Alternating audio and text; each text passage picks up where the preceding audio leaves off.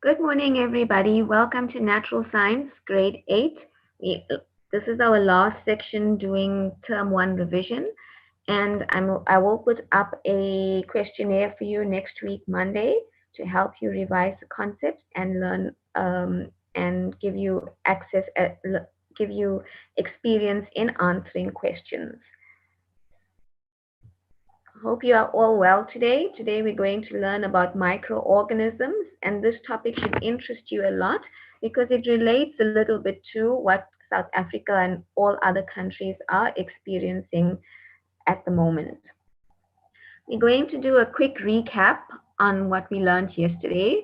So it's balanced in an ecosystem. An ecosystem can only accommodate as many organisms as its resources, which is food, water, and shelter, that can carry. The balance can be disturbed by natural or human factors. Now, the natural factors include extreme changes in patterns of weather and climate, such as floods, droughts, and extreme sudden changes in temperature. Human factors include removing organisms from the ecosystem, and we discussed the different ways of removing or removing organisms, and these were poaching or also human-induced pollution. Now, factors that contribute to an imbalance in an ecosystem seriously impacts on the components, and it basically alters its nature. That means it becomes something differently. Now, when we exposed or different things happen like earthquakes or flooding that or human interactions that causes an imbalance, then some organisms adapt to the new environment. And this is where we're going to discuss adaptations. Now, adaptations is a change in the structural, functional, or behavioral characteristics of a species over many generations. That means that um, in order for an organism to adapt, it changed its structure, it changed its function, and it changed the way it behaved over a period of time. So many generations means like over a long period of time. Adaptations allow the species to survive as it adapts to changing conditions within the environment. So basically what that means that because a species is able to adapt, um, it, it, it changes according to the way the environment changes. Now, species and populations of organisms are unable to adapt to changes in the environment, and those organisms that cannot adapt basically die out or they become extinct. Now, we also learned about conservations of ecosystems. That means people can work together managing and sustaining natural ecosystems. Basically, that means that everybody works together and they can contribute, you as well, even though you are at a very young age, you can contribute to conserving our ecosystem and our environment. And that are like the 7 R's, which is recycling, reusing, and there are also different ways that we can recycle, especially glass. You know, glass is made out of sand, and then if we recycle and reuse it, it can disintegrate and go back into sand, or they can reuse it in different ways. So we're going to start with microorganisms, and I'm going to introduce you, but you already do know, but I'll introduce you to microorganisms and basically what it means. Microorganisms have been on the earth for billions of years, and they have adapted to live in extreme conditions. They are found in almost all areas of the earth's biosphere, and new organisms are still being discovered all the time. Some can be harmful, causing disease and illnesses, while others are useful to us and are a vital part of the ecosystem. So we're going to look at the picture, the different types of microorganisms, and then I'm going to show you pictures of them. The different types of microorganisms are the first one, bacteria, then disease, fungi, insects, protists, and viruses. So I'll show you how they look. So look at this. We have fungi. This is how a fungi starts to grow. Okay, it starts first with a stem and then it branches out until it becomes a lot. Then we have a virus, and you must have seen images of this in the news and stuff because they're discussing the coronavirus at the moment, and it looks like that. And then we have bacteria. So can you see bacteria is basically cells, and as the bacteria spreads, the cells increase. Okay, and then we have the microbes, the different types of microorganisms. You have the fungi. An example of the fungi is a mushroom. Then we have algae, and it looks like this here. And we have bacteria with those long strands all around it. And the virus, you can see how it looks here. And we have the protozoas, which looks like this, and archaeas. So these are the different types of microbes. And in the test, if they ask you, list different types of microorganisms, your answer should be bacteria, disease, fungi, insects, process, and viruses, because this can be a test question. So I'm going to ask you a question just now. I want you to identify something for me. Microorganisms are extremely small living organisms, and people did not even know they existed until the intervention of microscopes in 1600s. We say that we cannot see microorganisms with the naked eye. We have to view them under a microscope. So I'm going to distinguish between a microorganism and a macroorganism for you, and then I'm going to ask you to identify picture A or picture B, which one is what. So the following images show different views of the same object. So picture A is actually a same view of picture B. One image shows that you can see it with a naked eye. So you can just look at it and you'll know what it is. So this is called a macroscopic view. And then the other photograph, you have to look at it under a microscope, and this is called a microscopic. So because you're looking at it under a microscope, you get the name microscopic. So you know that whenever you see micro, then that means that it's been looked through a microscope. So for each object, identify the macroscopic view and the microscopic view. Does anybody want to try? You can raise your hand. Yes, Nanshlanshla. Hi. I'll ask my host to unmute Nanshlanshla. Ma'am, can you hear me? Ma'am, I think picture B is macroscopic and picture A is microscopic. Well done, Nanshlanshla. Thank you for that. How are you? Fine, ma'am. Good, thanks. Okay, so well done for that. So picture A is microscopic and picture B is macroscopic. So I showed you here that's my macroscopic and picture A is microscopic. Okay, well done. Okay, there are many organisms on Earth. However, we cannot see all through a naked eye. So we see them through the looks of when we look under a microscope, and these are called microorganisms. So microorganisms basically include viruses, bacteria, protists, and many other types of fungi. Although many fungi can be seen without the use of a microscope, let's look at different types of microorganisms before looking at how they impact on our lives. Now, they impact on our lives either in a positive way or a negative way. So let's look at this. You have 5 kingdoms of microscopic organisms. You have the protists. So this is the blue part here in the circle. So you can look at, they look different. Different types of protists basically looks different. Then you have the animal kingdom here. Okay, and now these, and then you have the plant kingdom, which is the green part. Then you have the kingdom fungi. Okay, and the purple one is the bacteria.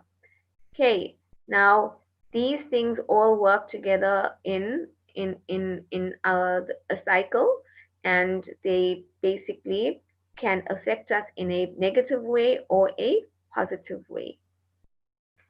Bacteria has a large kingdom of microorganisms. Many bacteria are responsible for causing diseases in humans. However, there are also some useful bacteria, as we'll see later. Now, viruses are also tiny organisms, and they're much smaller than bacteria. They can infect all types of organisms such as plants, animals, and also bacteria. Viruses need to infect other organisms in order to replicate or reproduce. So now viruses, I'm going to repeat that, they infect other organisms, and in order to reproduce, this is how they infect other organisms, and they actually grow once they are in a different type of organisms. Like you'd hear some people say, like uh, some people that are sick, it's because the virus has spread. So that means that they have reproduced in people. So that's how the virus is spread. Now, fungi are also one of the five kingdoms of organisms. Many different varieties of fungi exist. Some are large enough for us to see without the help of a microscope, and this would be mushrooms, or, for example, bread mold. Now, perhaps you've forgotten about bread in your lunch tin, or you've forgotten about your bread in your bread tin. You will see like a green mold growing on it. So you don't need a microscope to see this fungi. So these are called macroscopic. And then you get other ones that are microscopic, where you can only see them under a microscope. For example, yeast. Now look at this mushrooms. Not these are macroscopic. Then you have the prostis living in fresh water. So it's also this type of prostis living in this. You can see it, so it's macroscopic. And then you have, and can you see how this prostis looks different from the prostis here that is found in animals? So they are in different ecosystems, they look different. So fungi are also one of the five kingdoms of micro. Oh, I did that. Prostis is a very diverse group of microorganisms. The microorganism in this kingdom does not easily fit into the other four kingdoms, which are the plants, the animals and the fungi, or even the bacteria. However, some prostis are plant-like and others are animal-like. Most prostis are microscopic and they live in water. The only macroscopic member are the algae or the seaweed. So you need to know that algae and seaweed are basically a form of prostis. Now, as you may have noticed that some of the microorganisms mentioned here can be harmful to humans, and they can spread diseases and illnesses. Now, who can tell me one of the harmful viruses that is currently out in the world at the moment? Does anyone know? It's the much talked about and why you're in lockdown right now. Yes. Hi. I know someone had raised their hand.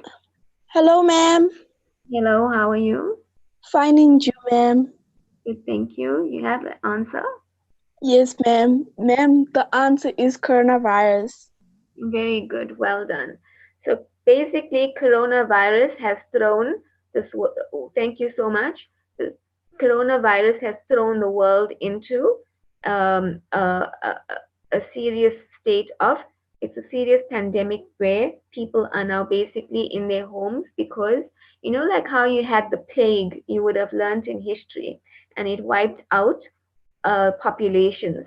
So what the government is trying to do by asking you to stay at home is to basically preserve your life. So you won't be affected like how the plague has affected people in the previous eras.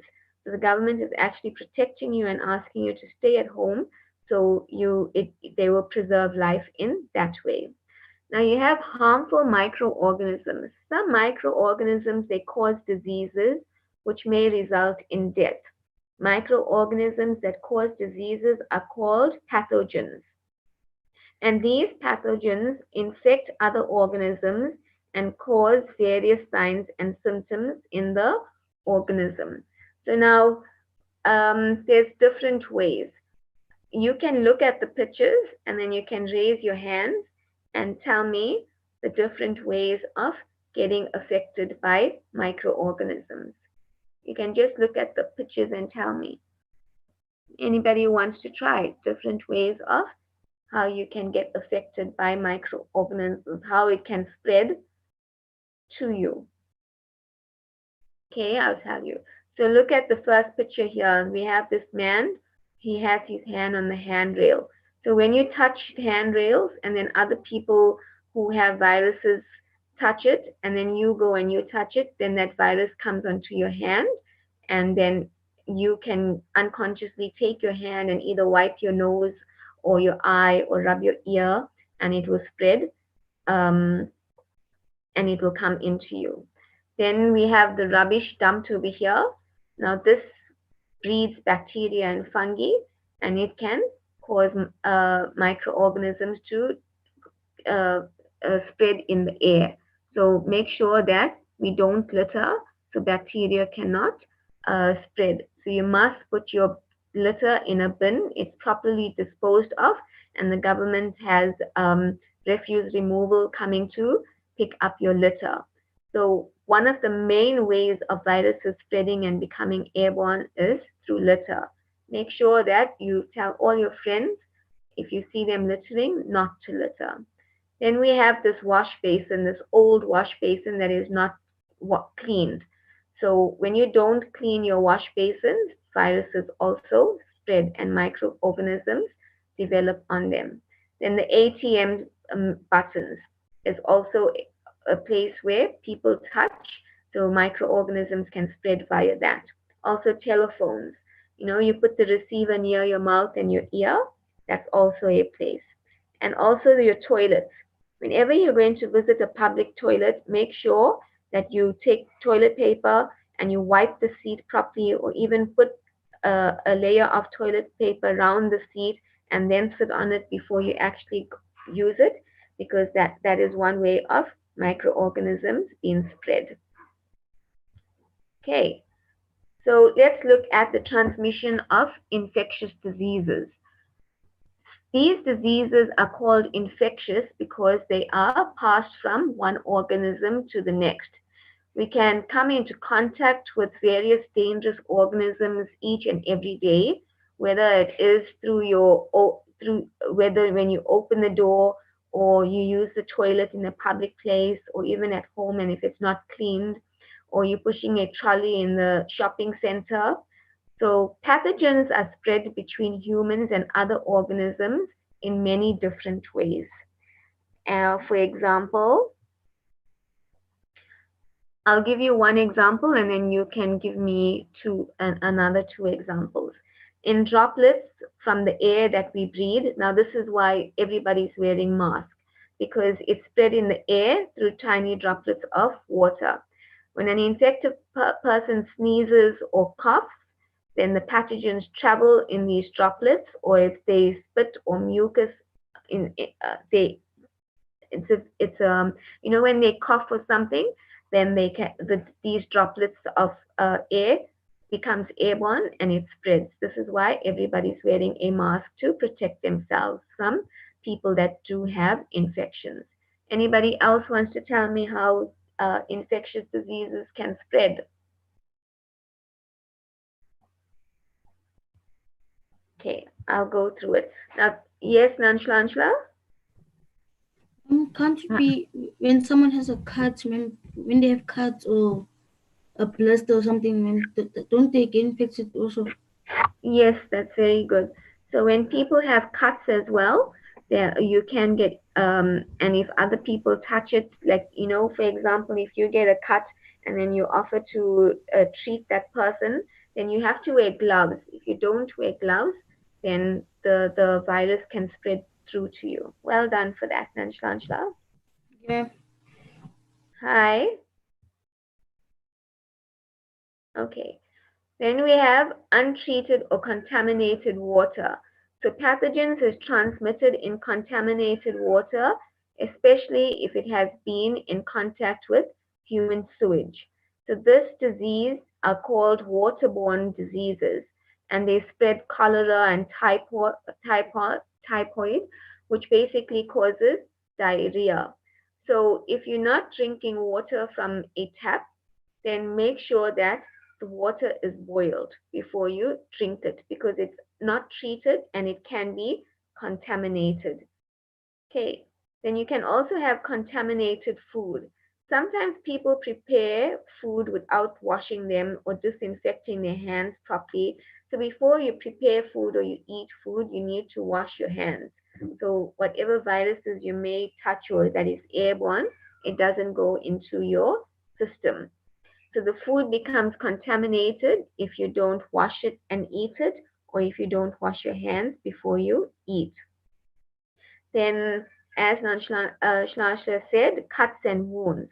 So many pathogens enter your bodies via cuts or wounds. For example, you have the tetanus bacteria, they live in the soil, and when someone gets hurt, they can or through either rusty metal, then these pathogens affect a person. Now, just for you to know, do you know the aloe plant? Now, if you cut a small piece of the aloe plant, and if you have them growing in your school, for example, and if you get scratched or if you get cut, and if you break a small piece of the aloe plant and you take that sticky substance and you rub it over the scratch or the hurt, do you know your wound won't get infected because that aloe plant has um, certain ingredients in them that works as an antiseptic and it protects and heals your wound where you got cut. Okay.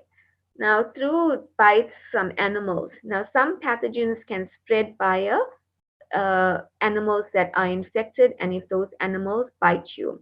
So, for example, rabies. These pathogens are infectious and they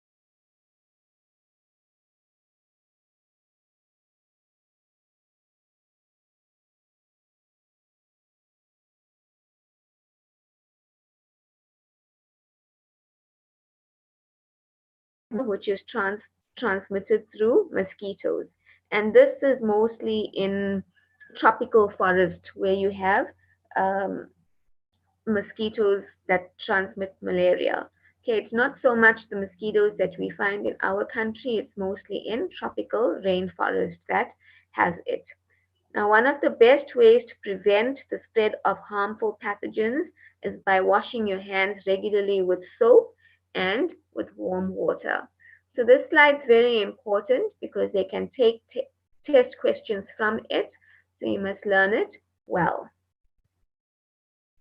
Okay, many scientists around the world are continually doing research too, and they develop cures for vaccinations for infectious diseases, as well as ways to prevent the spread of transmission. So you would have heard that in Italy and in America and in India and all these countries, people in laboratories they're working very hard to develop a cure for the coronavirus or to develop a vaccine to protect you from the coronavirus. So, one of the fields that you can go into studying is also to become a pharmacist or a researcher where you can develop cures for viruses and diseases.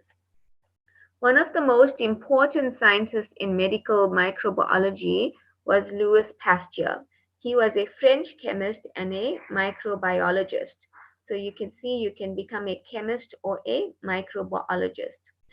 He discovers a way to reduce death rate in many diseases, and it also creates the first vaccine for rabies, and for anthrax. So through experimentation, you must remember we all learn through experimentation. You're not just going to get it at instantly. You have to experiment, and through trial and error, we find solutions to problems. Okay, now we have useful microorganisms. So in chapter 2, you looked at the different interactions and interdependence of microorganisms within an ecosystem, and we discussed food chains and decomposers. Now let's look at how decomposers are useful in the environment. So they would be useful microorganisms.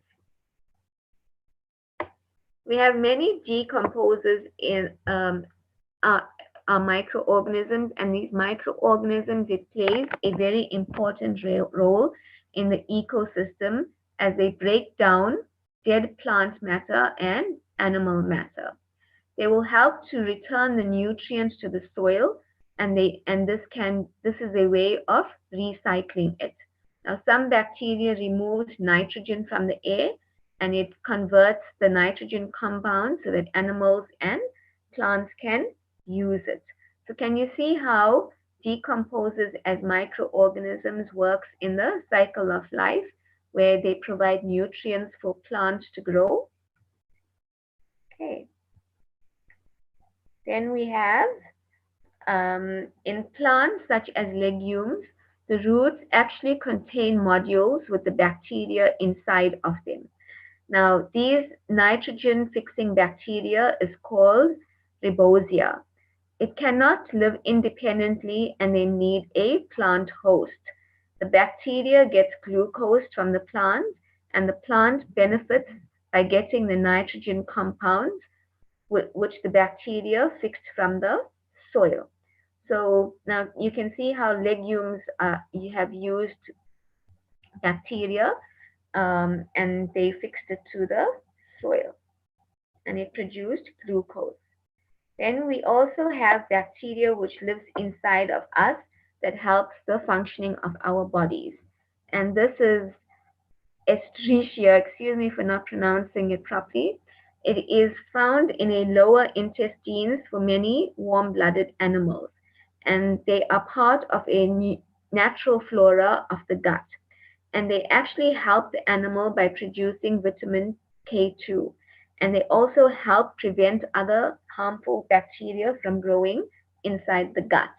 Now, you know the yogurt you eat as well, it's also a form of healthy bacteria that people culture, and it's a healthy form of food to eat that lines your gut, and it protects your gut. So microorganisms, they're used by people. Some, you might be surprised how day-to-day experiences are somehow used by microorganisms. Now, one, I gave you the example of the use of um, a yogurt. People eat yogurt because it's cultured, and you have seen the inside of a yogurt container, and it contains live cultures. This this refers to the bacteria inside the yogurt. So when they refer to live cultures in the yogurt, it basically refers to healthy bacteria. Now, people use microorganisms for processing food, such as when they brew beer. Now, we learned that in term 2, we learned fermentation, okay? Or they make wine, or they bake bread, and they pickle food. Microorganisms are also used in the fermentation processes when producing dairy products like yogurt and cheese. So, when even in term 2, when they ask you, where discuss the ferment or give examples of where the fermentation process is. You could say beer or in yogurt or in the manufacturing of cheese. Now, yeast is one of the microorganisms that are used for food processing. The most common uses of yeast are producing alcoholic beverages such as beer and wine. Also in baking. And you know that your parents would if they like to bake and they like to cook, they purchase yeast, that is the dry yeast in the powder, and they use it to make the dough rise so it becomes soft for you to eat.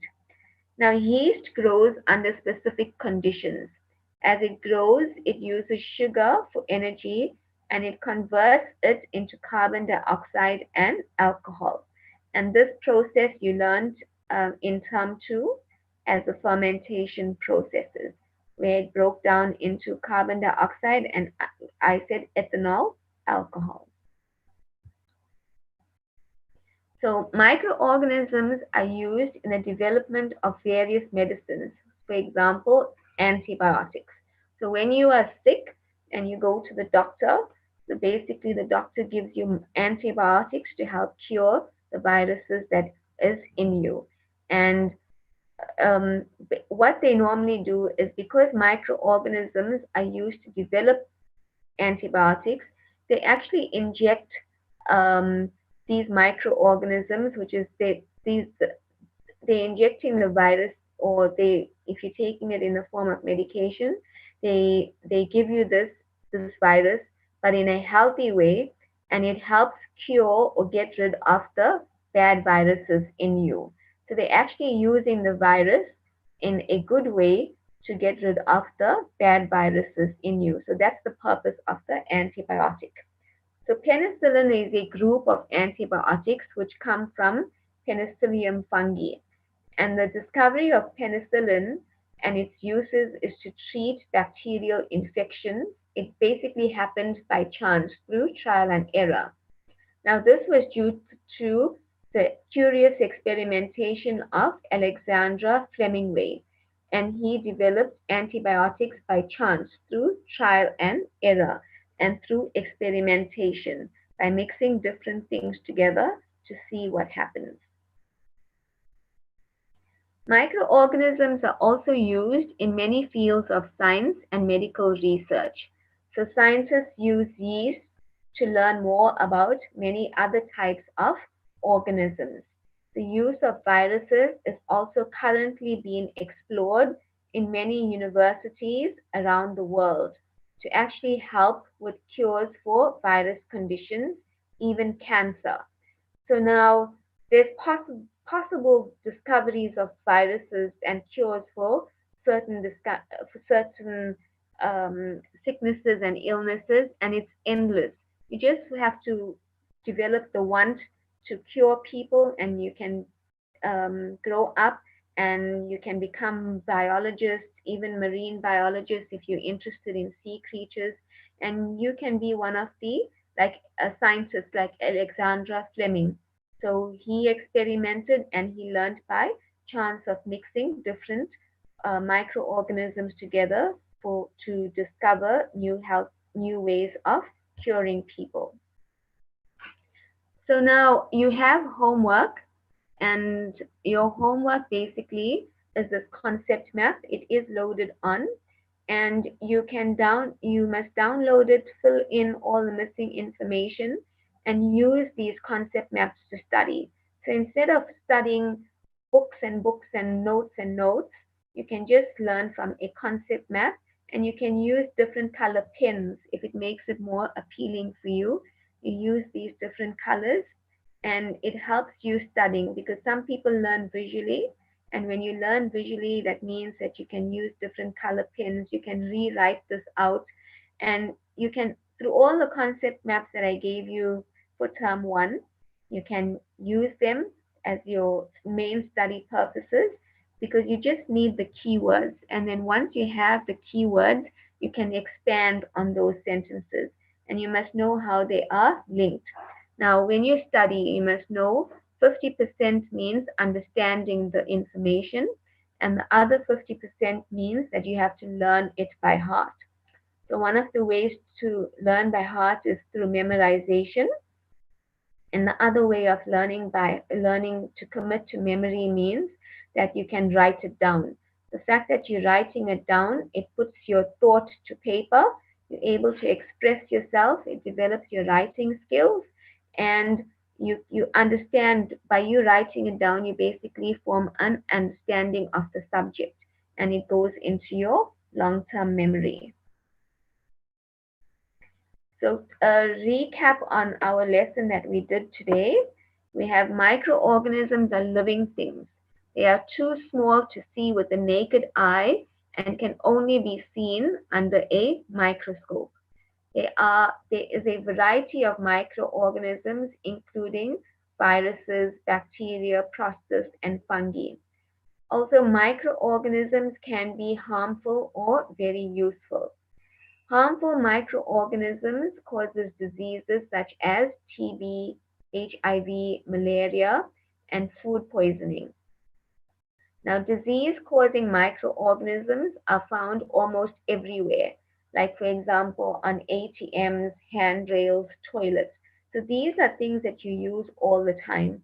So you must be very careful about touching it and how you use it. Microorganism, waterborne diseases like cholera and dysentery, and it causes diarrhea, and it results in many childhood deaths.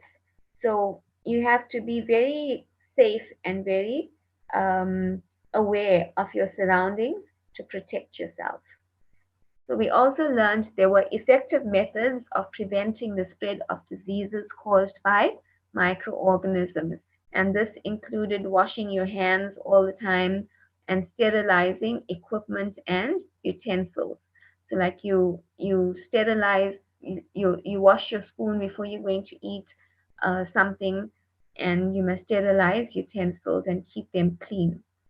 So modern scientists such as Louis Pasteur plays an important role in identifying and developing cures for some diseases. You have useful microorganisms. Some microorganisms play an essential role in ecosystems, such as decomposing dead plant and animal matter, thereby recycling nutrients in the soil.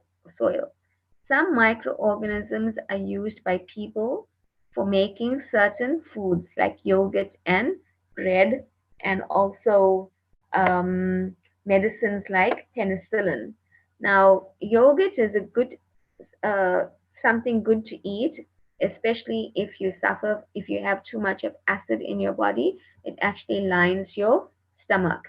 So even if you don't like to have breakfast in the morning, you must at least have some yogurt, because it will line your stomach and it prevents acids from building up in your stomach, and then it protects you from reflux. So all the information that I derived from this tutorial is from siuvela.com, and the department uses this website to source their workbooks from. So what I did is, next week we're going to do term 2 revision. Please don't go away, I'm not finished. Okay, and then you can contact me on my email, which is ahafeea@gmail.com. Sorry about that. That was a recording that I forgot to delete. So now, right at the end of this tutorial, I have 4 pages for you, and it gives you a summary of all the basic words that you need to learn. And these are definition of the words that you need to learn for term 1. I gave it to you for term 2 in previous lessons. You would have seen. Okay, so learn these words very well. And you need to learn it because it will help you understand the information for term 1, because you may, if you go back to school, they're going to probably not give you a term 2 exam, but they're going to give you, they're going to test you in small different tests to basically get your assessment mark for everything that you needed to learn for term 1 and term 2. So if you learn these words very well, you'll understand the sections really well. And when they ask you to define certain terms, you'll already know the definitions because you've learned it. So please go through this. You can download this lesson, and you can download these words, and it will help you understand term 1 content, and it will help you define information, and it will be very beneficial for you, because sometimes when you study, you don't really know what words mean, And by you understanding what these words mean, it put things into perspective for you.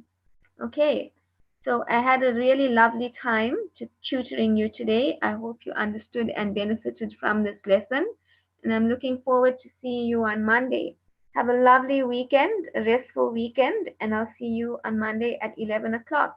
Goodbye, everybody, and thank you for staying through to the lesson.